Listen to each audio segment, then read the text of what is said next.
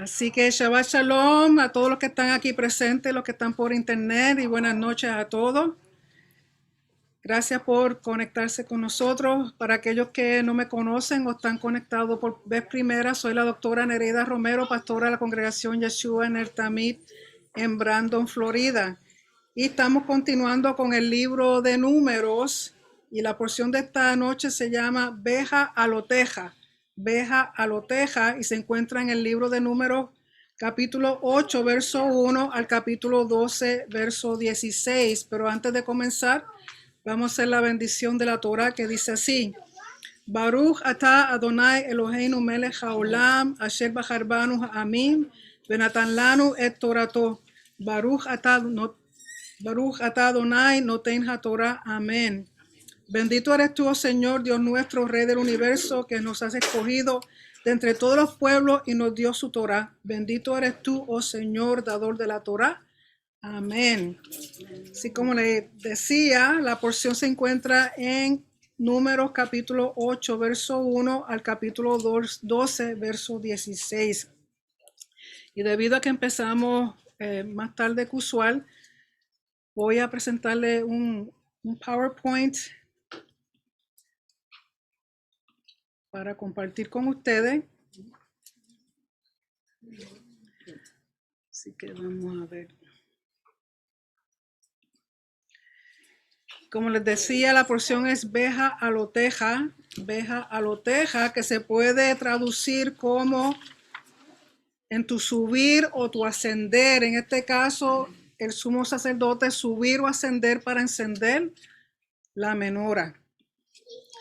Y voy a darle más o menos un resumen de los capítulos porque quiero enfocarme en algo en particular. El capítulo 8 del verso 1 al 4 habla sobre el encendido de la menora y como dije, Bejaloteja significa en tu subir o en tu ascender. Y la menora es bien importante porque esta es la tercera parashá en la cual se habla de la menorá o de la menora. En el capítulo 8 del verso 5 al 26 entonces tenemos lo que se llama la purificación de los levitas. Recuerden que los sacerdotes fueron consagrados, separados para Hashem, pero aquí habla de purificar a los levitas. Se van a consagrar, pero de una forma diferente a como se consagraron los sacerdotes. Se le llama purificación para que puedan ejercer y tienen que, le llaman que hay que limpiarlos de una forma de limpieza y recuerden que limpieza ritual. Y tenían que rasurarse por completo, todo el cuerpo tenía que ser rasurado.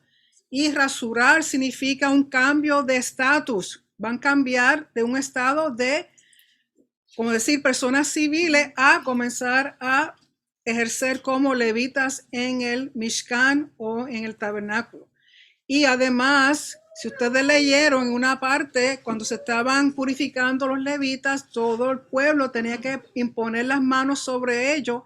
Y eso significaba que los levitas entonces van a representar al pueblo cuando ellos estén ministrando en el tabernáculo.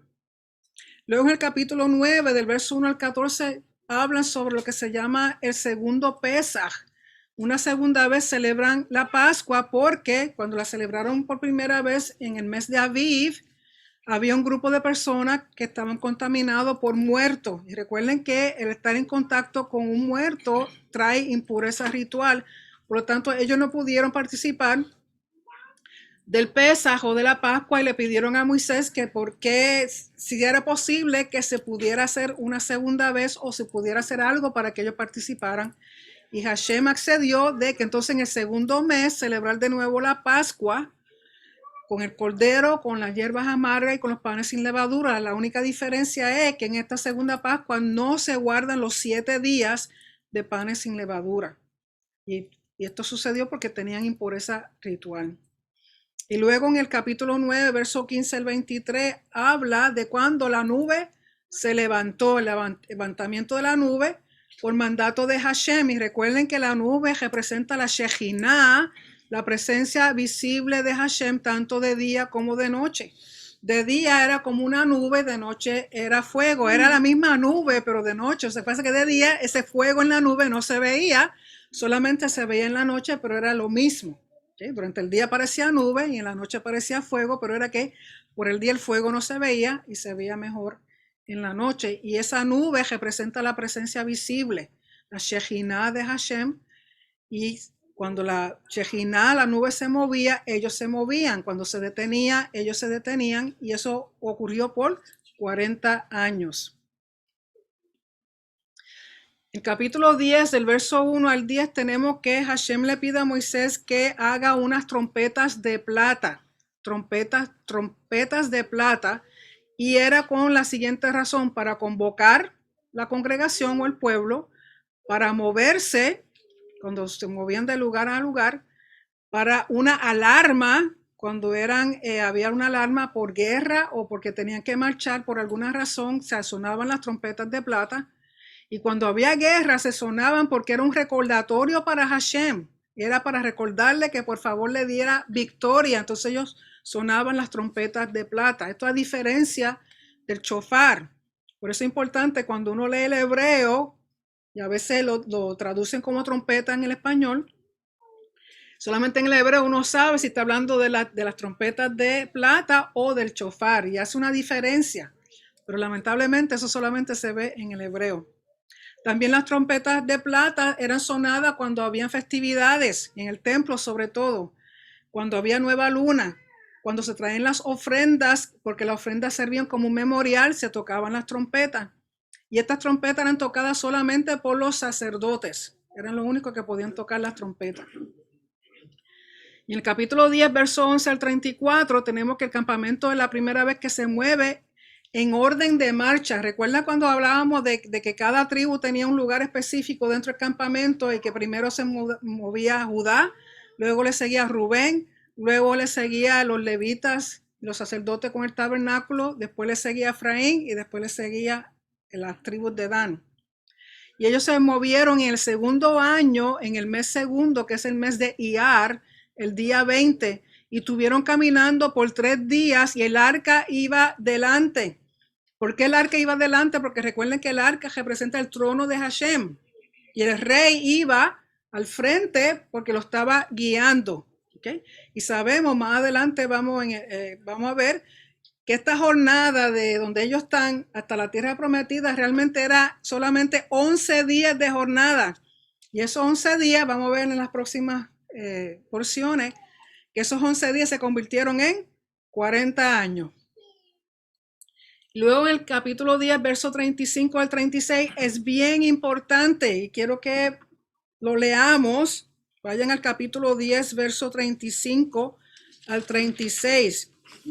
Lamentablemente, esto solamente se ve en el hebreo. Si usted mira una Torá, y algunas veces algunos Humash o algunos Tanakh lo tienen, en el hebreo tenemos que hay la letra Nun. La letra Nun está invertida antes de empezar el verso 35 y cuando termina el verso 36 se ven 2 letras Nun. Y lo importante de la letra Nun es que la letra Nun, el símbolo de la letra Nun era un pez y eso representaba vida y vida en abundancia. Representaba descendientes, semilla, el multiplicarse mucho. Y la Nun es la letra número 14 en el abecedario hebreo. Y el 14, recuerden que si ustedes están leyendo la genealogía de Yeshua en Mateo, habla de que de fulano a sultano habían 14 generaciones y después otras 14 y otras 14. Y el número 14 en la gematria es el nombre de David, porque David tiene que ver con el reino. Y la letra Nun también tiene un valor numérico de 50. Y recuerden que el 50 tiene que ver con el jubileo, tiene que ver con libertad, tiene que ver con remisión. Por lo tanto, cuando se lee esos 2 versos en la Torá y en el hebreo solamente que se ven 2 Nun invertidas. Y muchos dicen que esos 2 versos hacen otro libro de la Torá. Porque tenemos 5, pero ellos dicen que eso lo tienen como tradición de que es como si formara otro libro separado de la Torá. Y dice así en el verso 34 del capítulo 10 de Números, dice así: así partieron del monte, la nube, y la nube de Hashem iba sobre ellos de día desde que salieron del campamento. Cuando el arca se movía, Moisés decía, levántate, Hashem, y sean dispersados tus enemigos, y huyan de tu presencia los que te aborrecen. Y cuando ella se detenía, vuelve Hashem a los millares de Israel. Y si ustedes han estado en un servicio de la Torá, usted sabe que antes de sacar la Torá del arca se dice ese verso 35. Y cuando se devuelve la Torá al arca, entonces se dice el verso 36. Es interesante que se usan los dos términos, levántate y vuelve. ¿Acaso eso era una referencia a Yeshua? Levántate. Cuando se resucitó, fue levantado, y después cuando dice vuelve, pidiendo que Yeshua regrese. Por lo tanto, es posible que esas dos nun representen a Yeshua, ¿verdad? Cuando él resucita, que es levantado, y luego cuando vuelve, o sea que cuando se está recitando, levántate, Hashem, vuelve, Hashem. Puede ser que sea indirectamente hablando de Yeshua. El capítulo 11, del verso 1 a 35, tenemos que las quejas del pueblo. No han marchado bien 3 días cuando ya están quejándose. Y lo triste de esto es que ellos desprecian el maná, desprecian el regalo de Hashem que proviene del cielo mismo. Lo desprecian, empiezan a recordar, ay, cuando comían bacalao allá en Egipto, las alcapurrias, la empanada, cuando se estaban comiendo su sopita de lenteja. Entonces, pero desprecian lo que proviene del cielo mismo. Y sabemos la consecuencia de eso. También en este capítulo tenemos que se forma el Sanedrín. Recuerda que Moisés llegó un momento que la gente al quejarse de que querían carne, imagínense 3 millones de personas diciéndole a Moisés, Moisés, carne, carne, carne. Que imagínense que le dijo a Hashem, mátame. ¿Dónde rayos voy a conseguir yo tanta carne para esta gente? ¿Qué hago? Y Hashem le dijo, no te preocupes que yo resuelvo eso. Y le recomienda a Moisés que tome 70 varones, ancianos. Lógico, recuerden que cuando dicen ancianos no es que sean ancianos en edad, sino personas que tienen sabiduría, que tienen entendimiento, son personas que van a ayudar. Por lo tanto, le dice, toma 70 personas y a esas 70 personas del espíritu de Moisés. Y tenemos que entender que cuando dice el espíritu de Moisés son las características de Moisés, las cosas, los atributos más prominentes de Moisés, lo que él pone sobre esos 70 individuos. De tal así, porque ustedes saben que Moisés es un profeta, que es lo primero que hacen cuando Dios llama a estos varones y en parte del espíritu a ellos comienzan a profetizar. ¿Okay? Y recuerden que habían 2 en el campamento que comenzaron a profetizar, porque lo que dicen es que habían escogido realmente un total de 72 varones. Hicieron un sorteo y de esos 72 solamente 70 fueron escogidos. Y realmente el Sanedrín está compuesto por 70 varones, más el presidente del Sanedrín. Toman 70 y el presidente del Sanedrín, que se le llama un nasí que significa jefe, que significa alguien que está levantado en honor, y un príncipe, algo así. Cuando había un empate en una decisión legal de algún caso, porque recuerden que el propósito de Sanedrín es interpretar la Torá, los casos, los problemas, las situaciones basados en la Torá. Si alguna vez había un empate, por ejemplo, si son un total de 70, 35 decían que sí, 35 decían que no. Entonces era cuando únicamente el nasí, el príncipe o el jefe del Sanedrín podía romper ese empate. Era la única vez que podía votar para romper ese empate. Mientras tanto, simplemente él estaba ahí como un referí, como pendiente a lo que las decisiones que hacía el Sanedrín.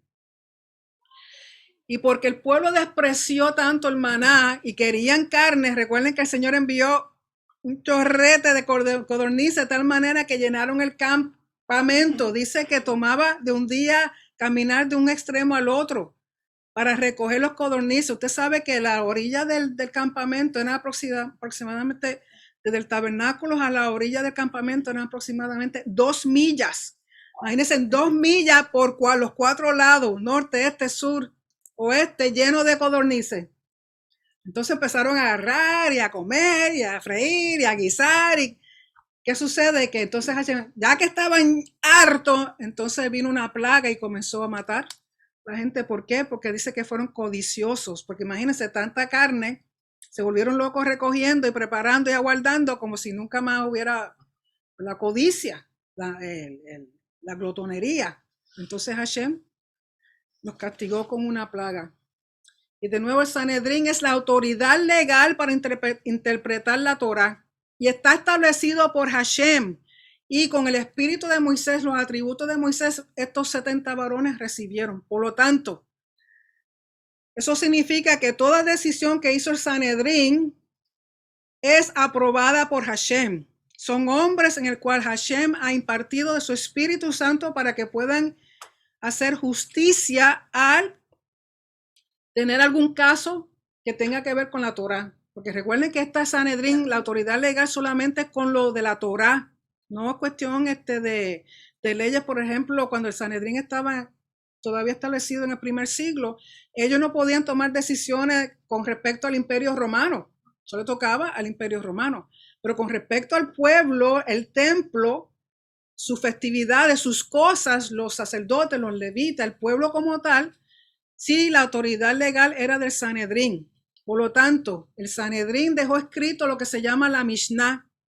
La Mishnah son las decisiones, la interpretación de la Torah que hicieron estos varones durante este tiempo.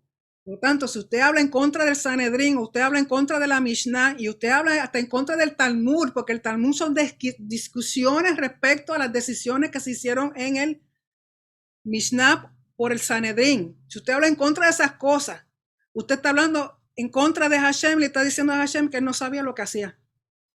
Porque a estos hombres, lógico, tenemos que ver la diferencia entre la oficina, la posición de estos varones y ellos como individuos, porque recuerden que en el primer siglo había mucha corrupción y eso era lo que Yeshua estaba en contra.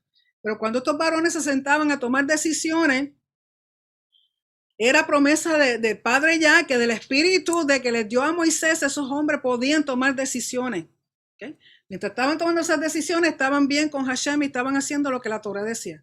Después que salían y hacían otras cosas, allá ellos. Pero lo que quiero decir es que las decisiones que ellos tomaron son establecidas por Hashem.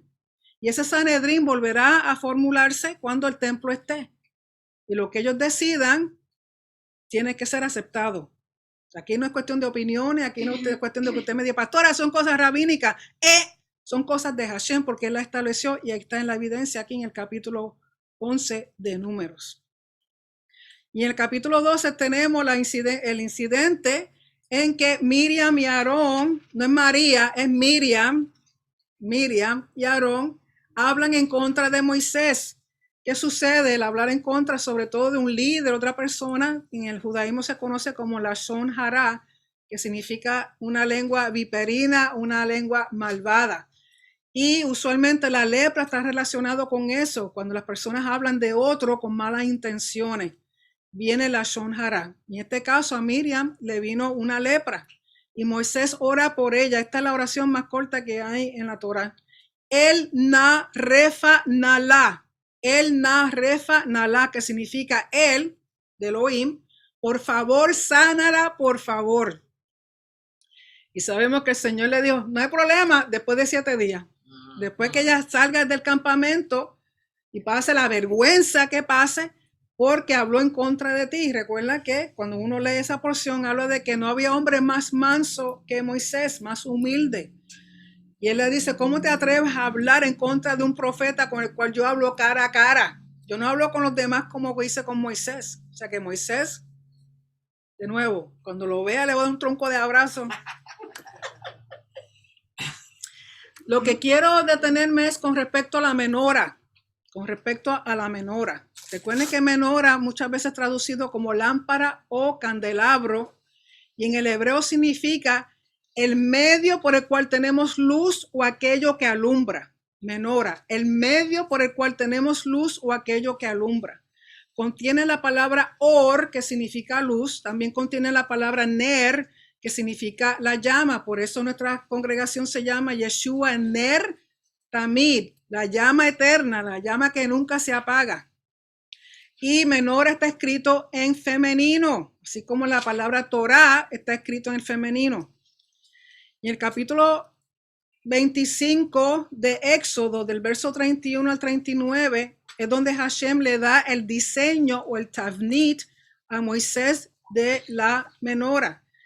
Tiene que ser de oro puro, de una sola pieza. No se podía construir y añadirle las piezas, tenía que ser de una sola pieza.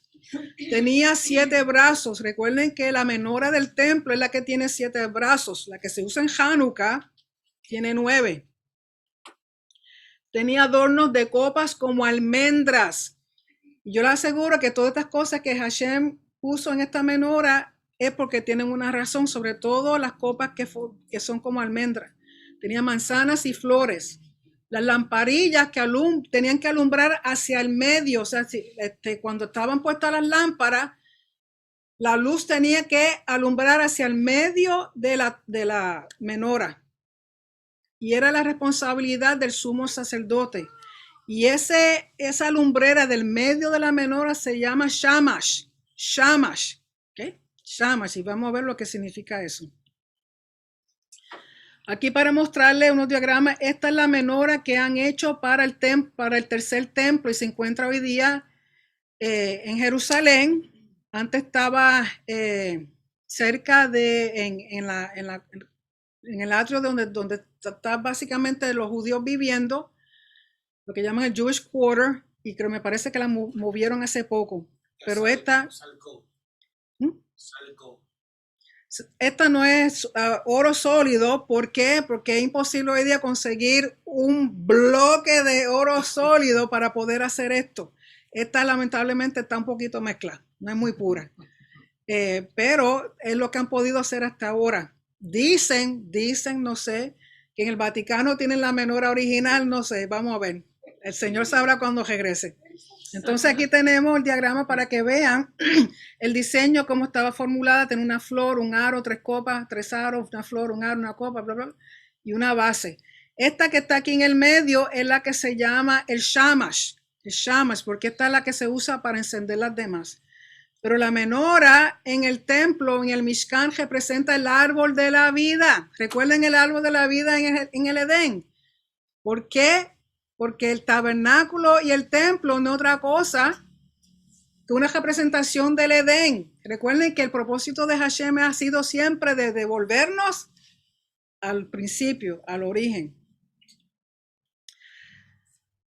Hashem el Señor plantó un jardín al oriente del Edén y allí puso al hombre que había formado. Elohim el Señor hizo que creciera toda clase de árboles hermosos, los cuales daban frutos buenos y apetecibles.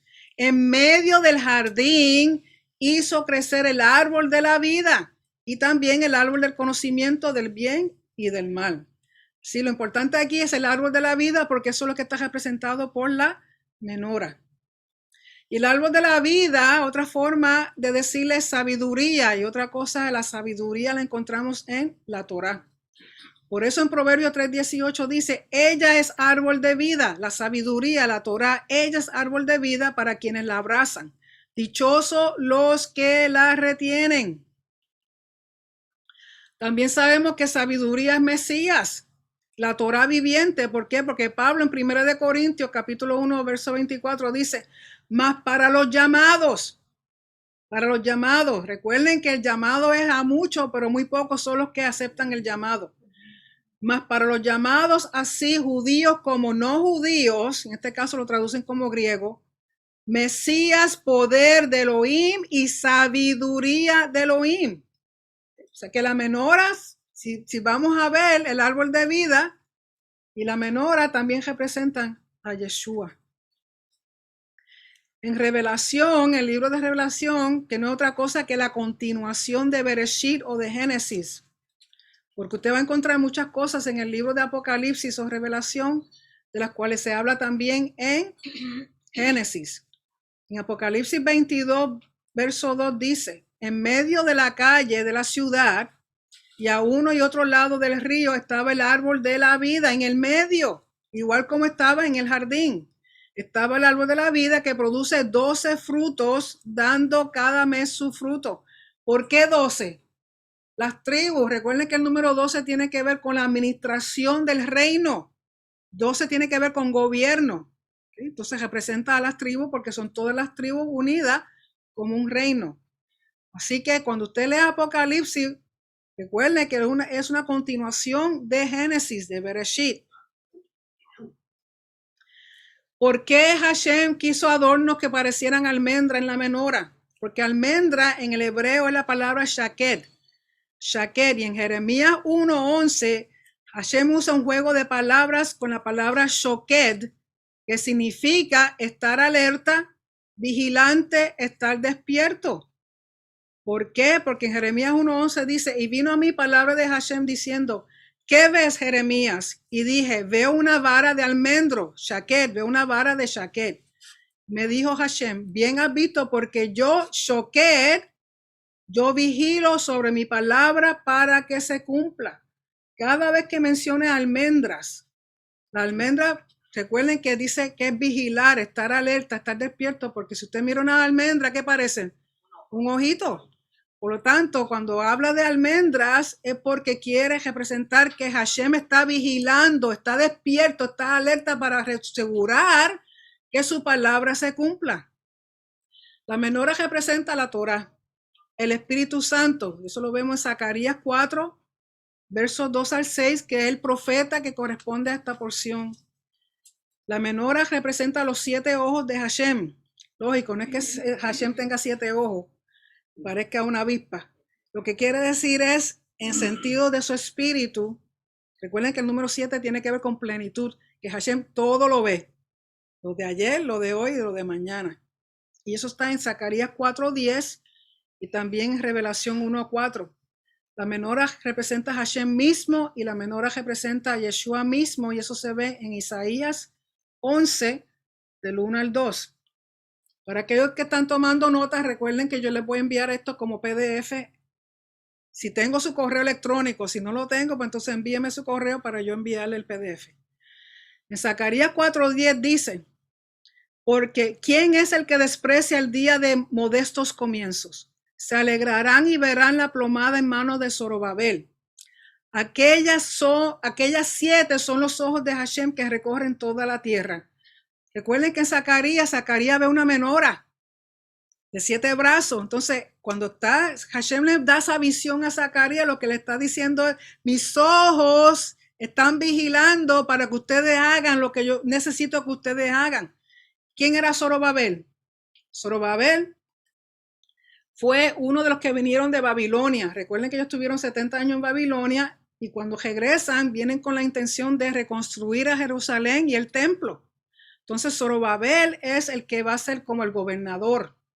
Y también el capítulo habla de Josué. Josué es el sumo sacerdote. Entonces es la responsabilidad de ellos dos volver a construir las murallas de Jerusalén y volver a construir el templo. Por lo tanto, ¿qué le está diciendo a Hashem? Tengo mis ojos puestos en ustedes para que cumplan lo que dice la palabra de que de nuevo se hará el templo. Volverán a la tierra, sembrarán, reconstruirán el templo.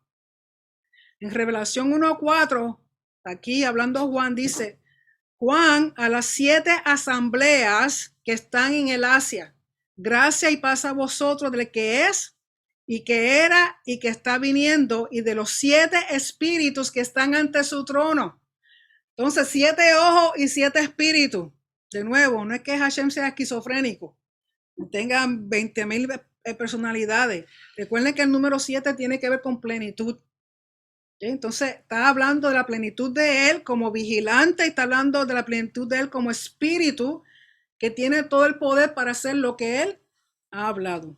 En Revelación 5:6 dice, y vi en medio del trono y de los 4 seres vivientes y en medio de los ancianos un cordero en pie como inmolado que tenía 7 cuernos y 7 ojos, que son los 7 espíritus de Elohim enviados a toda la tierra.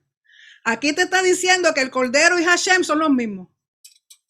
Porque si Hashem tiene 7 ojos, que son 7 espíritus, y aquí dice que el cordero tiene 7 ojos, que son los 7 espíritus de Hashem. ¿Okay? Aquí te está hablando de que son un solo Elohim, un solo Dios. Los roles son diferentes, que es lo que la gente no entiende. Rol de Dios, Dios no se puede ni imaginar uno. Pero tiene su rol como Padre, tiene su rol como Mesías, tiene su rol como Espíritu Santo. No que son tres, es uno solo, el Ejad. Y eso se declara todos los días y se declara en el Shabbat, el Shema.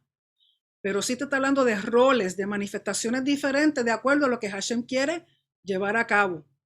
Por lo tanto, si Hashem habla de 7 ojos y 7 espíritus, también el Cordero habla de 7 ojos y 7 espíritus, porque recuerden que Hashem es Hashem en acción, Hashem en carne, Hashem en que, porque es la única forma que puede estar en este ambiente, en esta atmósfera, en este planeta. ¿Okay? Porque Hashem como tal, como espíritu solamente, es más grande que el universo, es más grande de lo más grande de lo más grande. Pero para poder trabajar aquí en la tierra y poder comunicarse con nosotros y poder entender a nosotros como seres humanos, él tuvo que humillarse y hacerse hombre. ¿Okay? Pero es un solo ser, no son tres. De nuevo, el Hashem que yo conozco no es esquizofrénico. Y aquí para mostrarle, en Isaías 1:2 habla de una representación del Mesías y está hablando de una menora y habla de 7 espíritus o de 7 atributos o de 7 características. Tenemos el atributo de conocimiento, de consejo, de sabiduría y de nuevo en el medio es el Shamash que en sí representa el Espíritu Santo, el Espíritu del Señor. Tenemos entendimiento, poder y temor de Hashem. ¿Por qué? Porque estas son las 7 características o atributos de la plenitud del Espíritu Santo.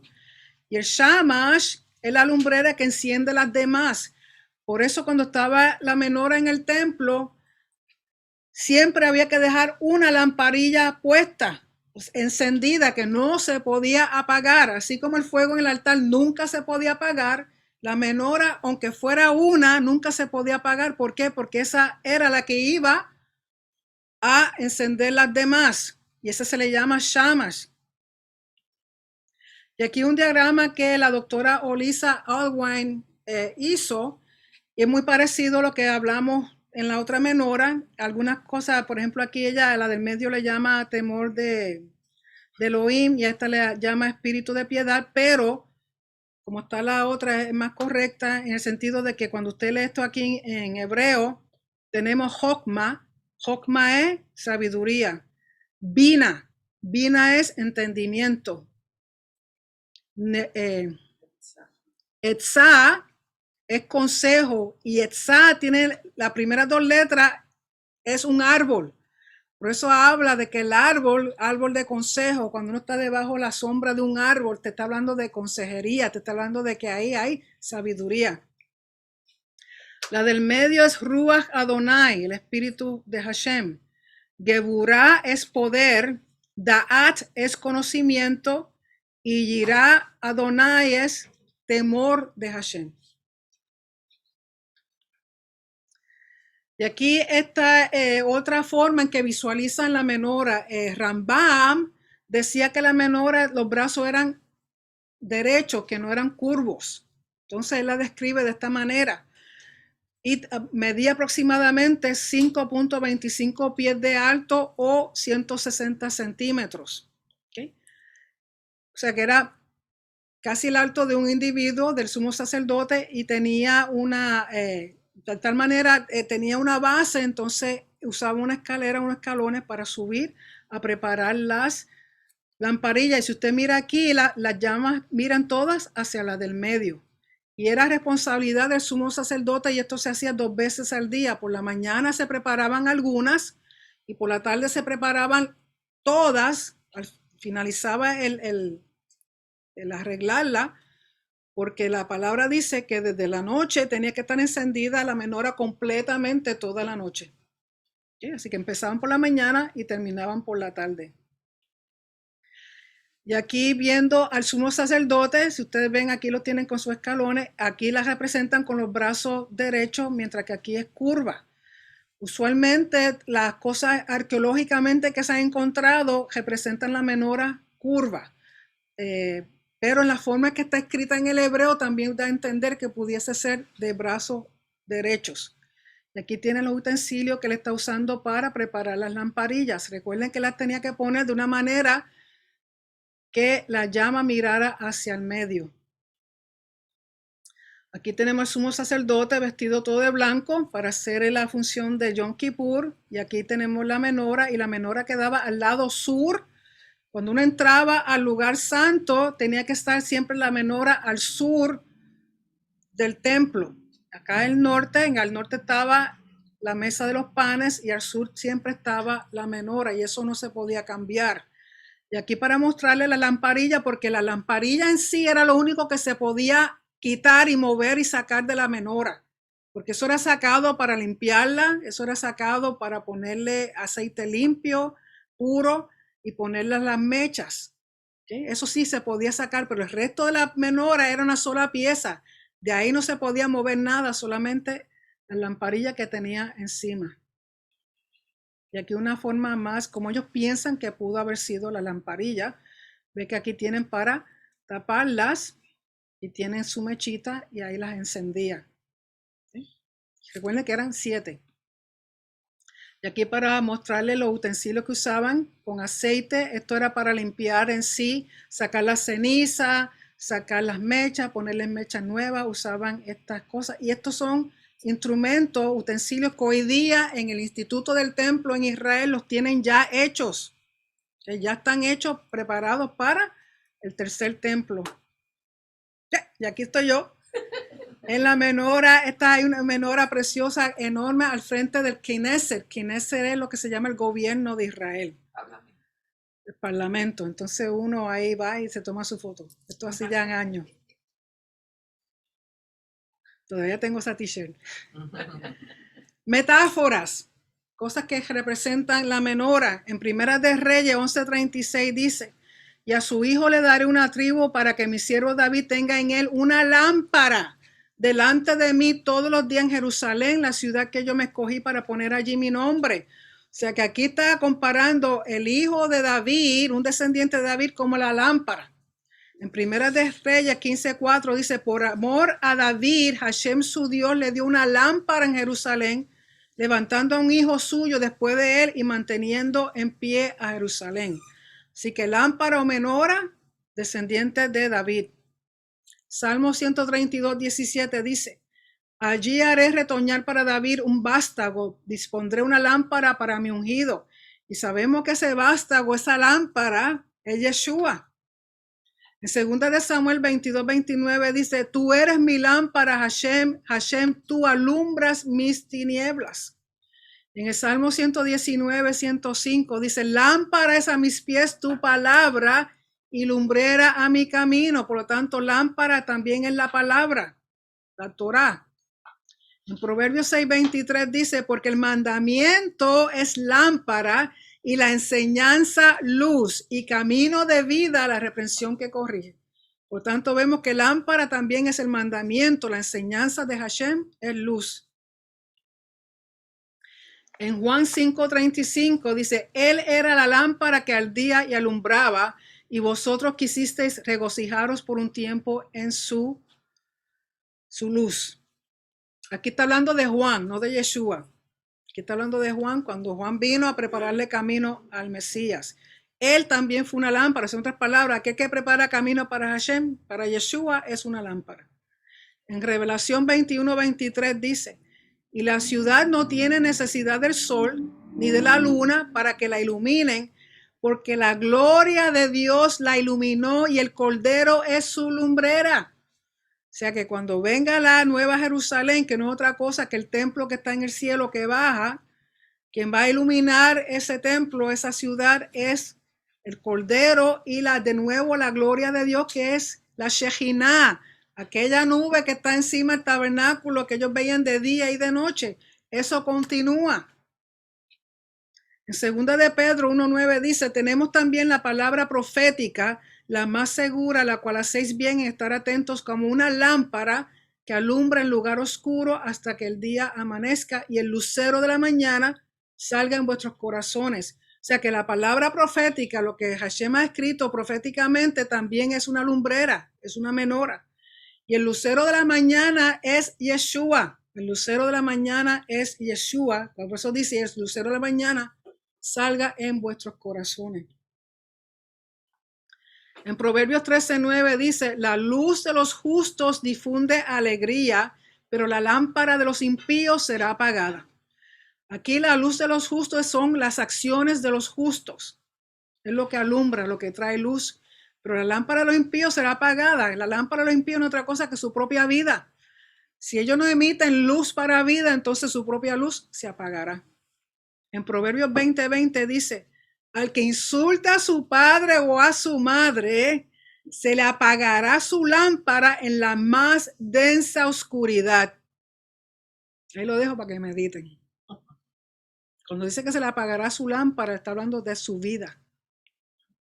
En Marcos 4:21 dice, también les decía, ¿acaso se trae la lámpara para ser puesta debajo del almud o debajo de la cama? No es para ser puesta sobre el candelero. O sea, si tiene una luz, ¿es para qué? Para alumbrar, no es para que la guarde. En Mateo 6:22 dice, la lámpara del cuerpo es el ojo. Así que si tu ojo está sano, todo tu cuerpo estará lleno de luz. O sea, que lo que esté dentro de ti y salga por tus ojos, eso es lo que tú vas a ver. Si en ti hay tiniebla, vas a ver nada. Si en ti hay luz, ¿qué luz? La Torah, el Espíritu Santo, la presencia de Yeshua. En tu vida, cuando tú mires las cosas, eso es lo mismo que tú vas a ver, esa luz. Y en Proverbios 20:27 dice, lámpara de Hashem es el espíritu del hombre que escudriña las profundidades del alma. O sea, nosotros, lo que está en nosotros, es lámpara a Hashem. Es como una lámpara para Hashem. Y en Revelación 2:5 dice, recuerda por tanto de dónde has caído y arrepiéntete. Y haz las primeras obras, pues si no, yo iré a ti, quitaré tu candelabro de su lugar, a menos que te arrepientas. O sea, también si no hay arrepentimiento de parte de nosotros, si no regresamos al Señor, Él nos quita nuestra luz, Él nos quita nuestra lámpara, nos deja en tinieblas. Cuando uno no se ha arrepentido, y recuerden que el propósito de a veces las tribulaciones y las aflicciones es para traer arrepentimiento. No es que Hashem desea destruirnos ni que sea masoquista. Hashem lo que quiere es que en ese momento de tribulación, de angustia, que tú lo busques a Él y que tú te arrepientas para que Él te pueda ayudar a atravesar esa situación. ¿Okay? A veces la quita, pero a veces te da la situación para que atravesemos y aprendamos y nuestra fe crezca. A nadie le gusta eso, pero es la forma en que aprendemos. Revelación 2:1 dice, escribe al mensajero de la asamblea en Éfeso. Esto dice el que sostiene las 7 estrellas en su diestra, el que anda en medio de los 7 candelabros de oro. O sea que Hashem se pasea, se mueve en medio de esos 7 candelabros que representan, recuerden, a cada una de las congregaciones que existían en Asia Menor en aquel tiempo. O sea que por ejemplo, esta congregación nuestra, Hashem tiene una lumbrera que representa esta congregación. Y de acuerdo a como nosotros seamos para con Él, esa lumbrera se mantiene encendida o se puede apagar. ¿Sí? Porque no hay cosa más triste, me recuerdo haberle dicho eso a una persona. Si no haces lo que Hashem te ha pedido que tú hagas, se apagará tu lumbrera. Se apagará tu lumbrera. Y usted no quiera nunca que el Señor o la otra, o por alguna persona le diga que te va a apagar la lumbrera. En Mateo 25 todos conocemos la parábola de las vírgenes. El verso 1 dice, entonces el reino de los cielos será semejante a 10 vírgenes que tomando sus lámparas salieron al encuentro del esposo. 5 de ellas eran insensatas y 5 eran prudentes. Porque las insensatas, al tomar las lámparas, no tomaron consigo aceite. Pero las prudentes tomaron aceite en las vasijas juntamente con sus lámparas. Y sabemos que ellas en su espera se durmieron porque el esposo tardaba en llegar. Cuando llega el esposo, se levantan todas happy, ansiosas. ¡Ay, llegó! ¿Qué sucede? Que las que tenían aceite, ya se le había apagado su lámpara, le echan aceite, se enciende de nuevo su lámpara y están listas. Y la insensata le dice, ay, mija, no traes aceite, dame un poquito del tuyo. Y, ¿por qué no vas a la tienda y te buscan lo que entramos todas y se fueron a comprar aceite. ¿Qué sucede? Que en lo que van a comprar aceite, el novio vino, el esposo vino y cerró la puerta. ¿Qué sucede en el verso 11? Luego las vírgenes insensatas, que fue las que no trajeron aceite, también llegan diciendo, Señor, Señor, ábrenos.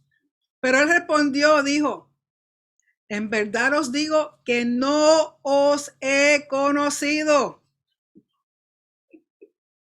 Puertas se cerraron, no sea de los que no estén preparados con la lumbrera que Hashem ha puesto en tu vida. Asegúrate de tener aceite. ¿Qué es el aceite? Espíritu Santo. ¿Qué es el aceite? El Espíritu Santo. ¿Qué es el aceite? El Espíritu Santo. Tienes que estar preparado porque el esposo, tú no sabes cuándo es que va a venir.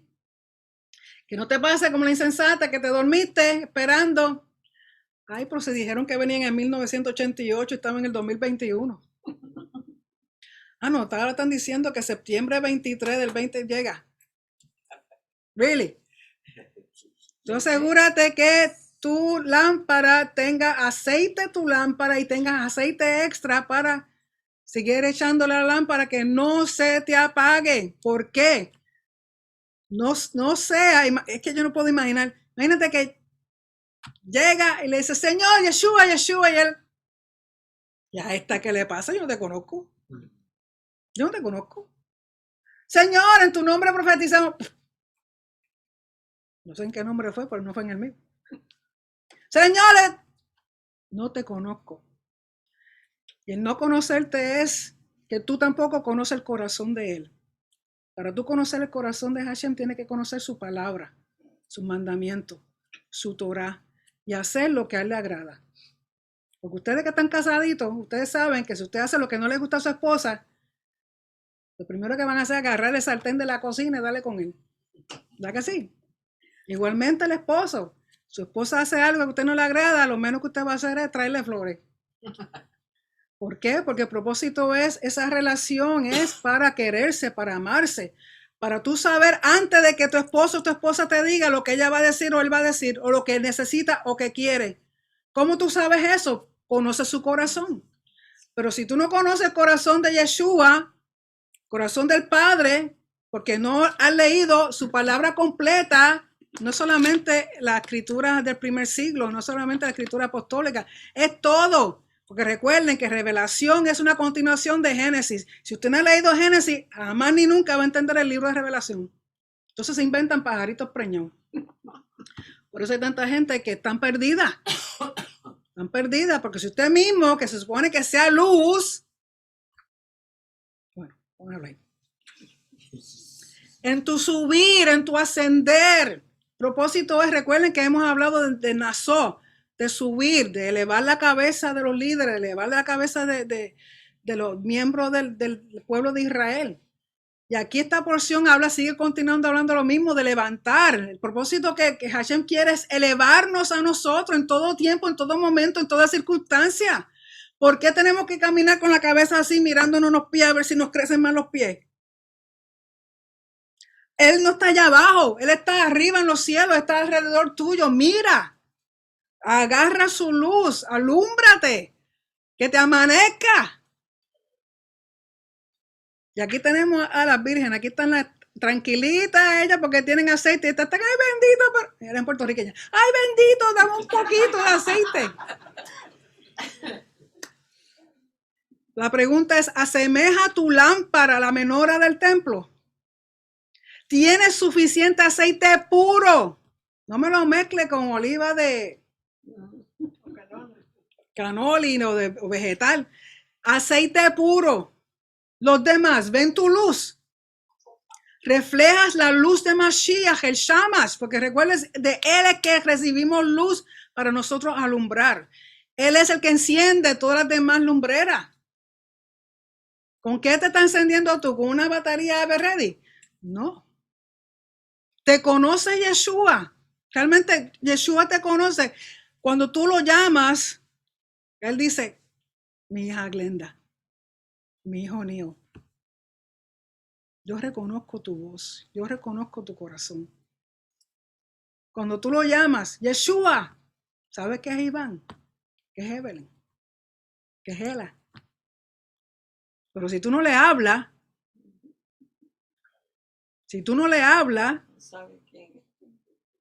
porque qué triste es que te llame alguien por teléfono y tú no sepas quién es. Hola, Neri, ¿cómo tú estás? Y te habla. Y qué vergüenza. ¿Quién tú eres? Yo soy tu mejor amiga. Really? Por lo tanto, la menorá es bien importante. La menorá no es simplemente un diseño en el templo o en el Mishkan. La menorá representa el árbol de la vida, representa la Torah, representa a Yeshua, representa a Hashem, presenta tu propio espíritu ante los ojos de Hashem. De nuevo, te conoce Yeshua.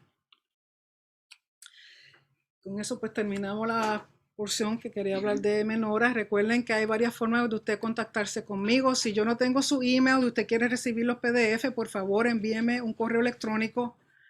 Puede ser a mi correo electrónico romeronereida@gmail.com o a yeshuanertamit119@yahoo.com. Así que con eso terminamos la porción y como siempre tenemos oportunidad de hacer preguntas o comentarios.